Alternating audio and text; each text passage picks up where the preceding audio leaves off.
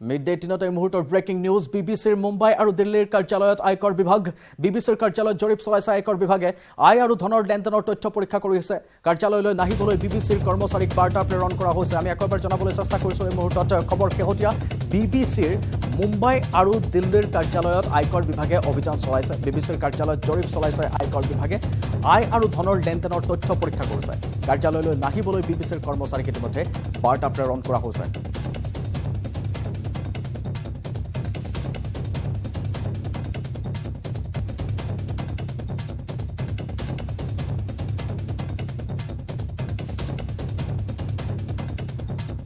আৰু বিবিচিৰ কাৰ্যালয়ত আয়কৰ বিভাগে অভিযান চলোৱাৰ আমি দৃশ্য পোনপটীয়াকৈ দেখুৱাবলৈ চেষ্টা কৰিছোঁ দিল্লীস্থিত এই কাৰ্যালয়ত এনেধৰণে এতিয়া আয়কৰ বিভাগে অভিযান চলাইছে সকলো ভিতৰত আছে তেওঁলোকে বিবিচিৰ মুম্বাই দিল্লীৰ কাৰ্যালয়ত এনেকৈ আয়কৰ বিভাগে অভিযান চলাইছে আৰু যিসকল কৰ্মচাৰী আছে তেওঁলোকক নাহিবলৈ ইতিমধ্যে অনুৰোধ জনোৱা হৈছে তেওঁলোকক নিৰ্দেশ দিয়া হৈছে বিবিচিৰ কাৰ্যালয়ত এনেকৈ চলোৱা হৈছে আয়কৰ বিভাগৰ দ্বাৰা অভিযান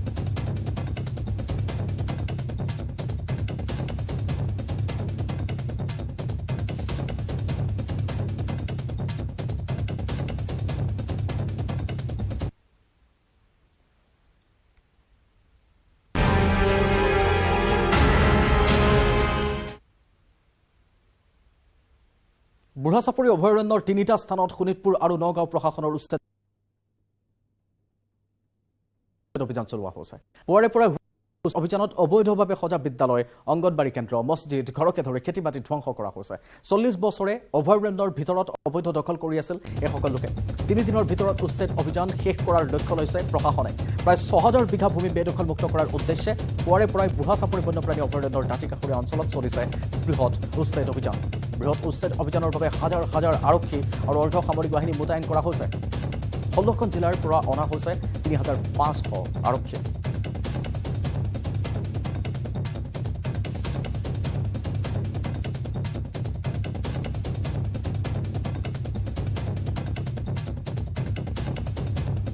আৰু এই সন্দৰ্ভত আমাক আৰু অধিক জনাব জ্যেষ্ঠ সাংবাদিক নিৰুৎপল বৰাই 15 বছৰ ধৰি ৰকিবুল হুছেইন অসম বন বিভাগৰ দায়িত্বত আছিলে আৰু ৰকিবুল হুছেইনৰ গৃহ সমষ্টি সামগ্ৰী সমষ্টিৰ অন্তৰ্গত এইটো অঞ্চল যিটো অঞ্চলত যি উচ্ছেদ চলোৱা হৈছে এই সকলো লোকৰ যথেষ্ট ক্ষোভ আছে কাৰণ উচ্ছেদৰ সময়ত বিপদৰ সময়ত বিধায়কগৰাকী তেওঁলোকৰ কাষত নাই মোৰ লগত এগৰাকী স্থানীয় যুৱক আছে ৰকিবুল হুছেইনৰ সমষ্টি ইয়াত যি বন লাওখোৱা বুঢ়াচাপৰি যি বেদখল হোৱাৰ কথা ওলোৱা বৰ্তমান কোৱা হৈছে ইয়াত উচ্ছেদ চলোৱা হৈছে যথেষ্ট গৃহহীন হৈছে বহু লোকে আজি ঘৰ বাৰী হেৰুৱাইছে বিধায়কগৰাকীয়ে খবৰ লৈছে নাই কিবা বিধায়কগৰাকীয়েতো খবৰ লোৱা নাই কিন্তু মই এই চাগতে এই আজি উচ্ছেদৰ কাৰণখিনি মই ৰকিবুল হুছেইনকে মই জগৰীয়া কৰিম কিয়নো 15 বছৰ আগত 15 বছৰ তেখেতৰ শাসননিৰ্দিষ্ট চৰকাৰ আছিলে আৰু তেখেতে বেয়াগুম প্ৰভাৱশালী মন্ত্ৰী আছিলে বন বিভাগৰ আৰু আজি এই বন বিভাগে উচ্ছেদ কাৰ্যসূচী আৰম্ভ কৰিছে গতিকে আজি তেখেতৰ গৃহ সমষ্টিৰ বুৰবান্দাৰ এই সাধাৰণ মানুহখিনিক তেখেতে পুনৰ সংস্থাপন দিব নোৱাৰিলে আৰু যাৰ কাৰণে আজি উচ্ছেদ আৰম্ভ কৰিছে গতিকে তেখেতে মন্ত্ৰী হৈ থকা মন্ত্ৰী হৈ আছিলে তেতিয়াতো ৰাইজে তেতিয়া উচ্ছেদৰ কথা একো ওলোৱা নাছিলে নাই তেতিয়া উচ্ছেদ নাছিলে তেখেতে সেই প্ৰক্ৰিয়াটো তেখেতে আচলতে এই মানুহখিনিক ভোট বেংকৰ কাৰণে ৰাজনীতি কৰিছে নহ'লে যদি পুনৰ সংস্থাপন দিয়ে সি জানে যদি পুনৰ সংস্থাপন যদি দি দিওঁ তেতিয়াহ'লে হয়তো মানুহে বাক স্বাধীনতাটো বুজি পাব আৰু নিজৰ বিবেকেৰে ভোট দিব তেখেতে আচলতে সেই কামটো নকৰিলে তেখেতে দমন প্ৰক্ৰিয়াৰে এই মানুহখিনিক দমন কৰি ৰাখিছিলে আৰু এটা মই এইখিনিত আৰু এটা ক'ব লাগিব যে বন বিভাগে ইমান দিন কি কৰিছিলে যিহেতু মানুহখিনিয়ে আজিৰ পৰা 70 বছৰ আগৰ পৰা ইয়াত বসবাস কৰি আছিলে বন বিভাগে ইমান দিন কিয় শুই আছিলে আজি হঠাৎ কিয় বন বিভাগে হাৰ পালে এই কথাখিনি কিন্তু আজি লাখটকীয়া প্ৰশ্ন হৈ পৰিছে যদি 4-5 বছৰ আগতে যদি নোটিছ কৰিলে হয় অন্ততঃ হাজাৰ হাজাৰ মানুহৰ ঘৰ বাৰী অন্ততঃ বাচি গ'লে হয় আৰু এটা কথা ক'ব লাগিব যে আপোনালোকে জানে এই লাওখাৰ যি উন্নয়ন খণ্ড আছে খণ্ড উন্নয়ন বিষয় আৰু দেখিবলৈ পোৱা গৈছে লাখ লাখ টকীয়াৰ কেইবাটাও আঁচনি ইয়াত ৰূপায়ণ কৰা হৈছে যদি অবৈধ মাটি হয় তেতিয়াহ'লে উন্নয়ন খণ্ড বিষয়ে এটা গুৰুত্বপূৰ্ণ কথা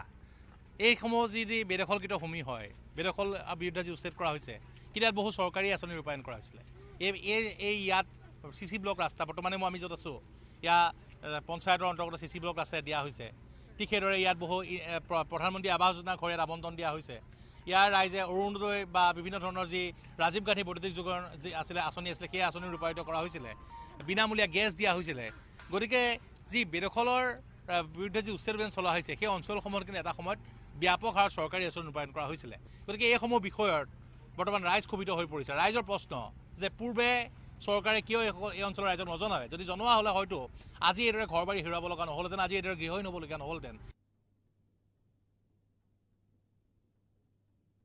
বসন্তক অনাৰ প্ৰস্তুতি হৈছে ফাগুন এজাক নীলাজ বতাহৰ নাম ফাগুন ফাগুন মানে যেন এজাক ধূলিয়ৰী বতাহ বাটৰুৱাৰ আঁচল উৰুৱাই দুষ্টামি কৰি ৰং চোৱা ফাগুনে আকাশত জুই ছটিয়াবলৈ পলাশ শিৱদকো ছটায় চঞ্চলা ফাগুনে যেন চঞ্চল কৰি তোলে প্ৰকৃতিক ৰাজ্যখনৰ বহু অঞ্চলৰ লগতে গোৱালপাৰাৰো বহু ঠাইত ফাগুনৰ বতাহে মন চঞ্চল কৰিছে জিলাবাসীৰ দুধনৈৰ বুকুতো আঁচল উৰুৱাই আহিছে ফাগুন পথৰ কাষে কাষে থকা পদাৰ ফুলে বঢ়াইছে সৌন্দৰ্য মদনৰ ফুলেৰে এক প্ৰকাৰ ৰঙীয়াল হৈ পৰে ফাগুন মানেই ৰং ফাগুন মানেই পচোৱা ফাগুন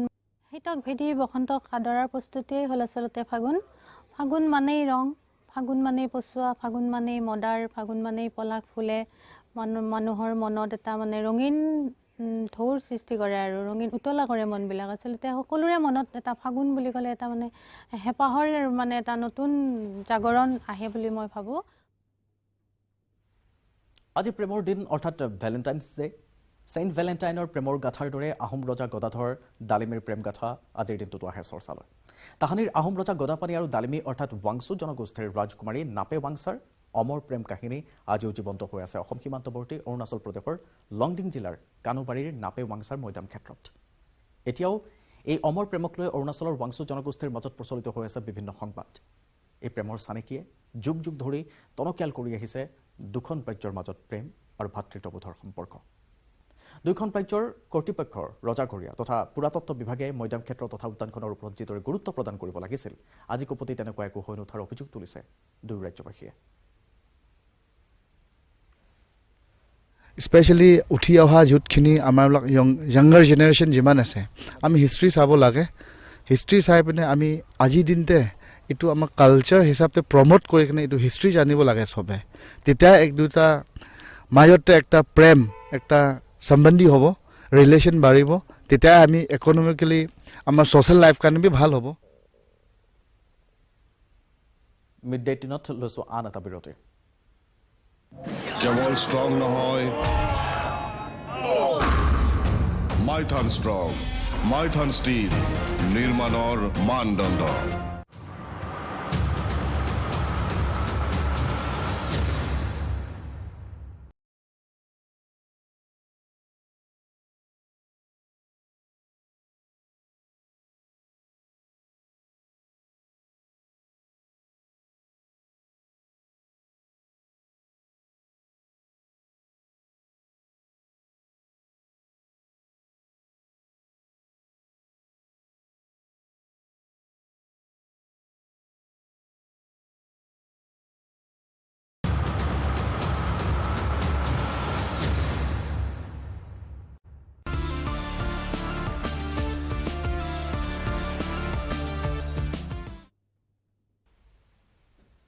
জগত জানিবলৈ আগবাঢ়িছে অসম জুৱৰী জিন্তিমণি কলিতা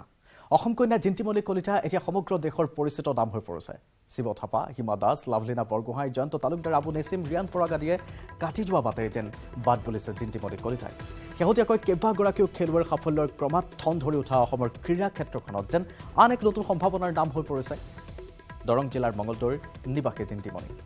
অসমৰ মহিলা ক্ৰিকেট জগতত নতুন প্ৰাণৰ সঞ্চাৰ কৰি জিন্তিমণিয়ে ভুমুকি মাৰিছে অসমবাসীক আনন্দিত আৰু নতুন প্ৰজন্মক অনুপ্ৰাণিত কৰি জিন্তিমণিয়ে দিছে আৰু এটা ভাল খবৰ এবাৰ দেশৰ ৱমেন্স প্ৰিমিয়াৰ লীগত খেলাৰ সুযোগ পাইছে জিন্তিমণিয়ে ৱমেন্স প্ৰিমিয়াৰ লীগৰ নিলামত মুম্বাই ইণ্ডিয়ানছে ক্ৰয় কৰিছে অসমৰ ক্ৰিকেটাৰ জিন্তিমণি কলিতাক মঙলদৈৰ জুৰি জিন্তিমণি কলিতাক মুম্বাই ইণ্ডিয়ানছে WPLৰ বাবে 10 লাখ টকাত ক্ৰয় কৰিছে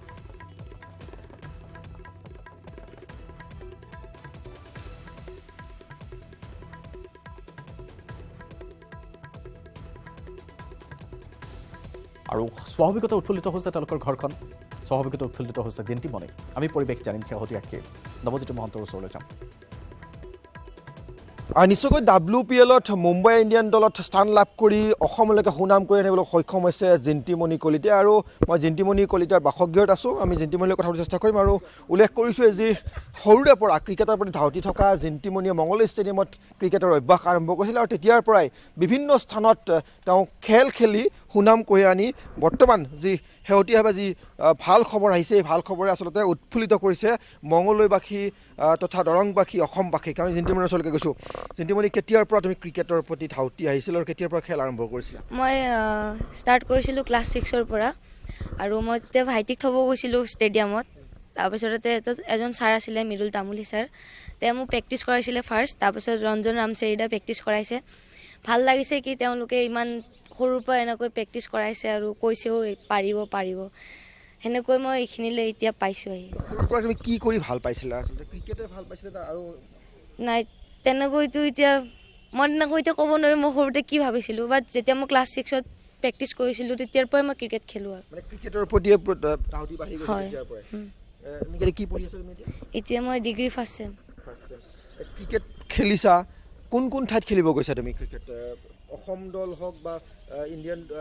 টিমত ক'ত খেলিব গৈছিলা ক'ত মনত আছে তোমাৰ এতিয়া খেলিব যোৱা মই গৈছোঁ মধ্যপ্ৰদেশ অন্ধ্ৰপ্ৰদেশ গুজৰাট ৰাজস্থান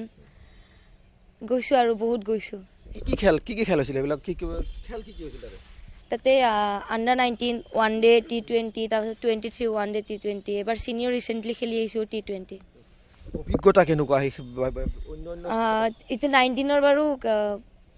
বাৰু আমিকেইটা এনেকৈ খেলিলে কিন্তু ছিনিয়ৰ লেভেলত যোনটো খেলা হয় সেইটো বহুত বেলেগ হয় 19 আৰু ছিনিয়ৰ বহুত বেলেগ হয় তাতে যিমানে খেলি মানে সিমানে পাৰফৰ্মেঞ্চ ভাল হ'লে সিমানে বেছি ভাল এতিয়া মোৰ তাতে পাৰফৰ্মেঞ্চ ভাল হৈছে সেইকাৰণে WPLত মই চিলেকশ্যন হৈছোঁ ক্ৰিকেট বুলি ক'লে বেটিং আৰু বলিং ক'ত বেছি তোমাৰ লাভ মোৰ বলিং অলৰাউণ্ডাৰ বলিং বেটিং দুয়োটাতে কিমান উইকেট লাভ কৰিছা এবাৰ ছিনিয়ৰত মই 6খন মেটচ খেলিছোঁ 8টা উইকেট লৈছোঁ আৰু মোৰ ৰান টোটেল 6খন মেটচত হৈছে 300 চামথিং ক্ৰিকেট বুলি কোৱাৰ লগে লগে ওমেন থাকিলে কিন্তু পুৰুষৰ ক্ৰিকেটাৰ কাক বেছি ভাল পায় পুৰুষৰ ক্ৰিকেটাৰ মোক বিৰাট কোহলিক ভাল লাগে তেওঁৰ এটিটিউড আৰু তেওঁৰ যোনটো খেল সেইটো মোৰ বহুত ভাল লাগে ক্ৰিকেট বুলি কোৱাৰ লগে লগে যথেষ্ট ব্যয়বহুল ক্ৰিকেট দেউতাই এটা সৰু চাকৰি কৰে তাৰপিছত তোমাক সকলো যোগান ধৰি থাকিব লগা হৈছে কষ্ট কৰিব লাগিছে দৰঙৰ বিভিন্ন লোকে সহায় কৰিছে এই ক্ষেত্ৰত তুমি কি ক'বা এইটোৱে ধন্যবাদ জনাম কি যিমান যি মানে যি চাকৰিয়ে কৰক তেওঁ মোক সহায় কৰিছে আৰু কৈছে তই পাৰিবি কালিও কৈ আছিল যে দেউতাই কি তই পাবি টেনশ্যনে ল'ব নালাগে মোৰহে টেনশ্যন হৈছিল মই পাম নে নাপাওঁ হ'লেও সেইখিনি ক'লেও কিমান ভাল লাগে দেউতাক এজনে সেনেকৈ ক'লে সেইটোৱে আগলৈ সপোন কি আছে তোমাৰ এতিয়া তুমি WPLত স্থান পালা মুম্বাইত দলৰ যিগৰাকী কেপ্টেইন হ'ব কেপ্টেইনগৰাকীও ইণ্ডিয়ান টিমৰ কেপ্টেইন সেইলৈ কি অনুভৱ তোমাৰ কি ধৰণে উৎফুল্লিত হৈ আছা তুমি আশাৰে কি ধৰণে বাট চাইছা এইটো মোৰ এতিয়া এইটো যোনটো WPLত মই চিলেকশ্যন হৈছোঁ এইটো মোৰ এটা প্লেটফৰ্ম হয় এতিয়া মোৰ এটাই টাৰ্গেট যে মই ইণ্ডিয়া খেলিব লাগে মই এইটো বহুত ডাঙৰ অপৰচুনিটি পাইছোঁ যে মই WPLত যদি মই ভাল পাৰফৰ্মেঞ্চ দেখাওঁ তেতিয়া মই ইণ্ডিয়া টিমত চিলেকশ্যন হ'ম ক্ৰিকেটাৰ জিন্তিমণি কলিতা এগৰাকী ভাল অলৰাউণ্ডাৰ এগৰাকী ভাল বলাৰ আৰু ভাল বেটাৰ মঙলদৈৰ ৰামহৰি জাবেৰিকুছি নিবাসী পিতৃ নকুল কলিতা আৰু মাতৃ শেৱালী কলিতাৰ জীয়ৰী জিন্তিমণি নকুল কলিতা মঙলদৈ জলসিঞ্চন বিভাগৰ 4ৰ্থ বৰ্গৰ কৰ্মচাৰী জিন্তিমণি কলিতাই মঙলদৈ ষ্টেডিয়ামতে ক্ৰিকেটৰ অনুশীলন আৰম্ভ কৰিছিল জিন্তিমণি কলিতাই 9ম শ্ৰেণীত পঢ়ি থকাৰ সময়ৰ পৰাহে আনুষ্ঠানিকভাৱে মঙলদৈ ষ্টেডিয়ামত ক্ৰিকেটৰ অনুশীলন আৰম্ভ কৰিছিল আৰু সেই অনুশীলনত নামিছিল দেউতাকে কৈছে এইখিনি কথা শুনাম অসমৰ টিমৰ ল'ৰা ছোৱালী নাহে নেকি নাম এনেকৈ বুলি ভাবিছোঁ লাষ্টত আহি গ'ল আহি যাওঁতে তাইক ক'লোঁ তাই আকৌ মোবাইল মাৰি আছে তেতিয়া মই কৈছোঁ যে হেৰি আহি যা তোমাৰ নাম আহিলে দেখোঁ বুলি কৈছে তাৰপিছত ভাল লাগিছে তেতিয়া আৰু তাৰমানে মঙলদৈবাসীয়ে বহুত মানুহে সহায় কৰিছে নামবিলাক মই নকওঁ একচুৱেলি সেইটো ক'লে ভুল হয় কাৰোবাৰ তাৰ ৰৈ যাব বেয়া পাব কিন্তু মানে বহুত সহায় কৰিছে ষ্টেডিয়ামখনৰ বস্তু মানুহখিনিয়ে যথেষ্ট সহায় কৰিছে তাৰপিছত আমাৰ ইয়াৰ পৰা যেতিয়া খেলিব গৈছে বৰ্ষাৰ পৰা তাই প্ৰেক্টিছ কৰিব গৈছে তাৰে মানুহখিনিও বহুত সহায় কৰিছে মই এটা দোকানত তাৰমানে ইহঁতৰ ক্ৰিকেটৰ বেট খান লাগিলে তাৰমানে ক'ব নালাগে তাৰমানে ইহঁতক নিজে দিব জিন্তিমণি বুলি ক'লে দি দিয়ে দেউতাকে পইচা দিবই এনে নহয় যে ক্ৰিকেটক ভাল পাই 22 গজৰ ৰানত নামিছিল জিন্তিমণি ক্ৰিকেট নাছিল জিন্তিমণিৰ পছন্দ কিন্তু বিধিয়ে জিন্তিৰ বাবে লিখি থৈ গৈছিল এক অনন্য ভৱিষ্যত মঙ্গলদৈ ষ্টেডিয়ামত নিজ ভাতৃক অনুশীলনৰ বাবে থবলৈ অহা যোৱা কৰি থাকোঁতে অজানিতে জিন্তিমণি আকৰ্ষিত হৈ পৰিছিল ক্ৰিকেটৰ প্ৰতি তাইৰ এই আকৰ্ষণ দেখি ষ্টেডিয়ামত ক্ৰিকেটৰ অভ্যাস কৰিবলৈ দিছিল প্ৰশিক্ষকসকলে ক্ৰমত জিন্তিমণিয়ে ভাল খেল প্ৰদৰ্শন কৰিবলৈ আৰম্ভ কৰিলে কিন্তু সমস্যা হ'ল মঙ্গলদৈত তেতিয়া ছোৱালীয়ে ক্ৰিকেট নেখেলিছিল কিন্তু ইতিমধ্যে ক্ৰিকেটৰ প্ৰেমত পৰিছিল জিন্তি নৱম শ্ৰেণীত পঢ়ি থকা কিশোৰীগৰাকীৰ জেদ ক্ৰিকেটাৰ হ'বই মঙ্গলদৈ ষ্টেডিয়ামত পুৰুষ খেলুৱৈৰ লগতে অভ্যাসত নামিছিল জিন্তি এটা সময়ত গুৱাহাটীত বাছনি খেলৰ বাবে আমন্ত্ৰণ পালে জিন্তিমণি কলিতাই নিৰ্বাচিত হ'ল প্ৰথমে অসম মহিলা দলৰ 19 অনুৰ্ধ দলত তাৰ পিছৰ পৰা আৰু ৰৈ থকা নাই জিন্তিমণি 23 বছৰ অনুৰ্ধ অসম মহিলা ক্ৰিকেট দল আৰু অসম মহিলা ক্ৰিকেট ছিনিয়ৰ দলত স্থান পালে বিভিন্ন ৰাজ্যৰ লগতে ক্ৰিকেট খেলি অভিজ্ঞতা অৰ্জন কৰিলে কিশোৰীগৰাকীয়ে একেলগে কঠোৰ অনুশীলন অব্যাহত ৰাখিলে কিশোৰীগৰাকীয়ে লক্ষ্য এটাই এগৰাকী ভাল বলাৰ হোৱা ভাল খেল প্ৰদৰ্শন কৰি এটাৰ পিছত আন এটা উইকেট লৈ সকলোৰে মন জয় কৰিবলৈ সক্ষম হ'ল জিন্তিমণি কলিতাই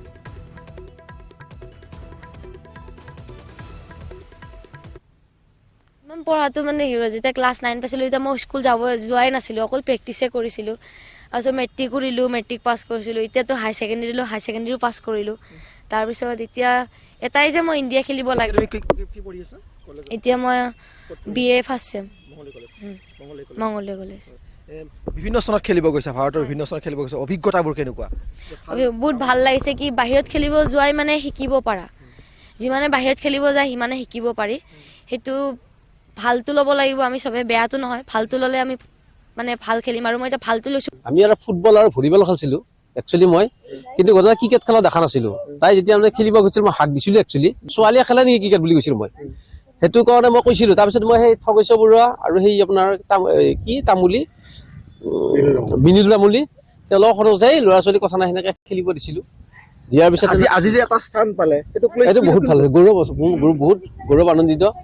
মোৰ বুলিয়ে নহয় আৰু আমাৰ দৰং ডিষ্ট্ৰিক্ট বা অসম হেৰিৰ বহুত গৌৰৱ লাগিছে মোৰ ভাল লাগিছে তাৰমানে একদম মুম্বাই ইণ্ডিয়ানছৰ স্থান পোৱাৰ পূৰ্বে জিন্তিমণিয়ে সফলতাৰ মুখ চেকিছিল ভাৰতীয় 19 অনুৰ্ধ ভাৰতীয় A টিমত স্থান লাভ কৰিছিল জিন্তিমণিয়ে তাৰ পূৰ্বে ভাৰতীয় B টিমত স্থান লাভ কৰিবলৈ সক্ষম হৈছিল ক্ৰমান্বয়ে ভাল খেল প্ৰদৰ্শন কৰিবলৈ সক্ষম হৈছিল জিন্তিমণিয়ে যাৰ বাবে পৰৱৰ্তী সময়ত অসম দলত স্থান লাভ কৰিবলৈ সক্ষম হৈছিল জিন্তিমণিৰ এই সফলতা অসম মহিলা ক্ৰিকেটৰ বাবে গৌৰৱৰ কথা পুনৰ অসমৰ বাবে গৌৰৱ কঢ়িয়াই আনিলে জিন্তিমণিয়ে নৱজ্যোতি মহন্ত আমাৰ আছে তেখেত আৰু সবিশেষ জনাব বিষয়টো সংক্ৰান্তত নিজৰ ভাতৃ ক্ৰিকেট খেলিবলৈ আহিছিলে প্ৰেক্টিচ কৰিব আহিছিলে তেতিয়া সময়ত বল অনা নিয়া কৰি সহায় কৰি দিছিলে আৰু সেই সময়ৰ পৰা ক্ৰিকেটৰ প্ৰতি ধাউতি পাইছিলে ইতিমধ্যে পিতৃয়ে কৈছে যে ককাকে ঘৰত বেট চাচি দিছিল আৰু সেই বেট চাচি দিয়া বেটেৰে ক্ৰিকেটৰ অভ্যাস কৰিছিল আচলতে সৰুৰে পৰা ক্ৰিকেটৰ ধাউতি আছিল যাৰ সেই পৰিৱেশটো পোৱা নাছিল আচলতে শেহতীয়াভাৱে যি মঙ্গলদৈ ষ্টেডিয়ামত পৰিৱেশটো পোৱাৰ লগে লগে কিন্তু তেওঁৰ ক্ৰিকেটৰ যি প্ৰতিভা এই প্ৰতিভা কিন্তু বিকাশ কৰিবলৈ সক্ষম হ'ল আৰু ফলত এই ধৰণে আজি মুম্বাই ইণ্ডিয়ানৰ দৰে এটি দলত স্থান লাভ কৰিবলৈ জিন্তিমণিৰ ওচৰলৈ গৈছোঁ এতিয়া উৎফুল্লিত সকলো উৎফুল্লিত কেতিয়াকে যাবা এতিয়া কিবা পৰিকল্পনা নাই এতিয়ালৈ গম পোৱা নাই কাইলৈ মানে এনেকৈ গম পাম কাইলৈ বা আজি ৰাতি ভিতৰত গম পাম এইখন ষ্টেডিয়ামতে বল অনা নিয়া কৰি দিছিলা ভাতৃক সহায় কৰি দিছিলা আৰু আজি এটা কেনেকৈ আৰম্ভ হৈছিল যাত্ৰাটো এতিয়া তাৰ পৰা মই প্ৰেক্টিচ কৰিছো ভালকে তাৰপিছত গুৱাহাটীত কেম্পত গৈছো কেম্পত মই ভালকে চিলেকশ্যন হৈছো পাৰফৰ্মেঞ্চৰ লগতে কথা হৈছে কি মই ভাল পাৰফৰ্মেঞ্চ কৰিছো মই টিমত পাইছো দেউতাই কৈছে যে এটা সময়ত ক্ৰিকেট মহিলা যিহেতু ক্ৰিকেট নেখেলে ছোৱালী ক্ৰিকেট নেখেলে দেউতাই গালিও পাৰিছিল এটা সময়ত মাৰিছিলো এটা সময়ত গালি দিছিল কিন্তু এইটো মায়ে মোক বহুত কি বুলি কয় হেৰি কৰিছিল এতিয়া যেতিয়া মই চিলেকশ্যন হলো টিমত আছাম টিমত এতিয়া দেউতাও বুজি পাইছে নিজে তাৰপিছত মা দেউতা দুটাই ছাপোৰ্ট কৰিব লৈছে কি কয় মহিলা ক্ৰিকেট খেল যে খেলিব পাৰে খেলি যে এই ধৰণে স্থান লাভ কৰিব পাৰি সেই ক্ষেত্ৰত উঠি অহা প্ৰজন্ম যিসকলে এতিয়া দেখিছো যে তুমি অহাৰ পিছৰ পৰাই ইয়াতে কিন্তু মহিলা যথেষ্ট ক্ৰিকেট খেল ওলাই আহিছে সেইসকলক কি ক'বা তুমি সেইসকলক এইটোৱে ক'ম যে এতিয়া যোনটো প্ৰেক্টিচ কৰি আছা যোনটো লেভেলত খেলি আছা এইটো লেভেলৰ পৰা ভালকে প্ৰেক্টিচ কৰিলে এতিয়া মই এতিয়া যিমানখিনিলৈ আহিছো সিমানখিনিলৈ সিহঁতো আহিব পাৰিব সপোন তোমাৰ কি আছে যিহেতু মোৰ সপোন এতিয়া এটাই যে এইটোত বহুত ডাঙৰ অপৰচুনিটি পাইছো ইয়াতে যদি মই ভাল পাৰফৰ্মেঞ্চ কৰো WPL-ত তেতিয়া মই ইণ্ডিয়া টিমত খেলিব পাৰিম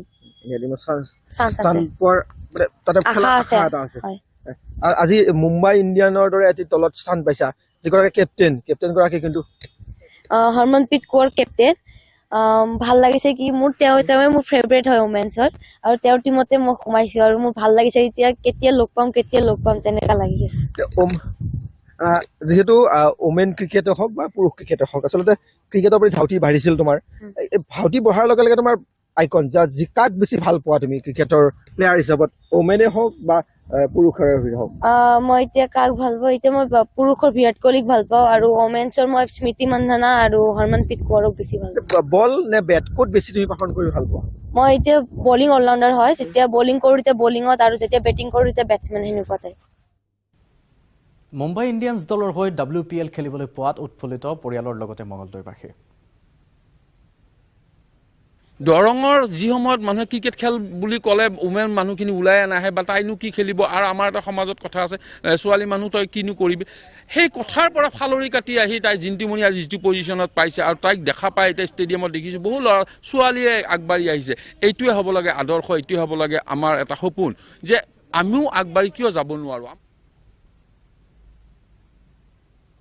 আৰু ইয়াৰ সৈতে